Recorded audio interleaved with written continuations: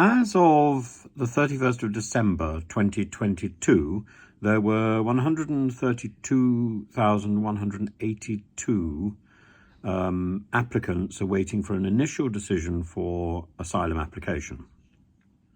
The figure rises significantly if you include the dependents of these main applicants. That's 160,919, and 68 of these have been waiting for more than 6 months. So the problem is keeping people in limbo doesn't do anybody any good at all.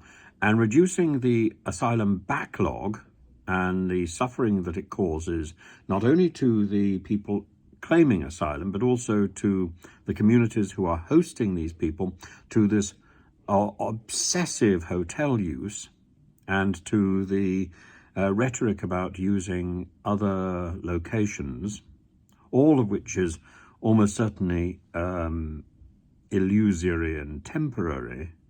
The hotels are going to be enforced for the foreseeable future while the Home Office is on this go slow. All of this causes significant problems and comes at a significant price. And part of the problem is that as the Home Office has been trying to reduce costs, as the Home Office has been demoralised and put on a sort of go slow because of Theresa May's hostile environment, as there's a new streamlined asylum processing policy which isn't really working, there's rushed and inefficient processes at the moment, to artificially reduce the backlog, along with, of course, the new illegal migration bill. All of this is as smoke and mirrors, because there will still be the same number of people poised to claim asylum somewhere, and they will be either trapped in this country, trapped in hotels, or they will be trapped in a process of being deported to some unknown place, and that deportation probably won't happen for years and years and years.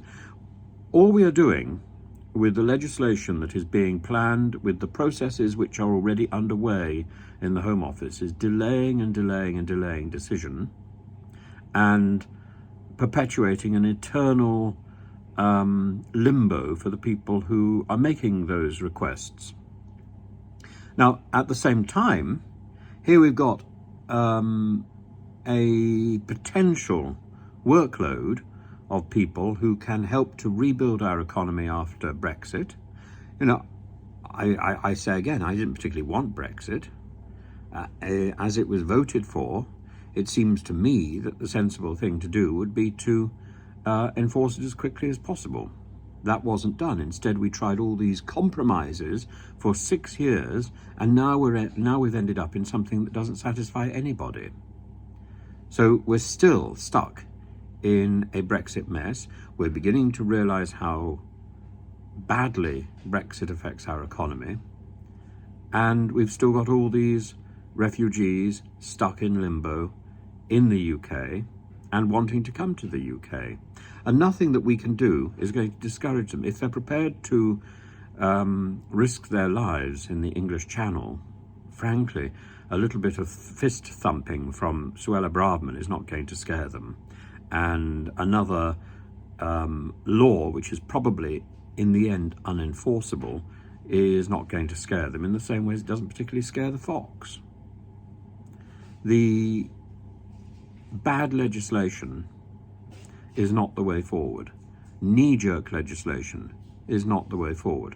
The way forward is an international conference to redefine refugee status, to rethink what we do with refugees, because frankly, if we don't think about it now, what's going to happen if we are in this position? What's going to happen if a larger group of people are in this position? Where do we turn to? But we can think about this as some sort of the largesse of the northern nations, but what if the northern nations need to look elsewhere for their security? We can look at our own self-interest.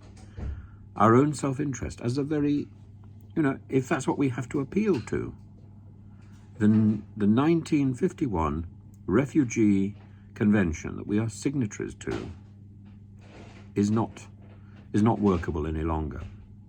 And rather than messing around, playing word games to avoid the implication of the statements which are clear in that convention, that is, and not only have they been clarified by that convention, but they've been clarified by judges in our own country. That is, that there is no illegal route to a country if you are a refugee. As long as you claim refugee status once you get to that country, there is no illegal migrant. That is a nonsense.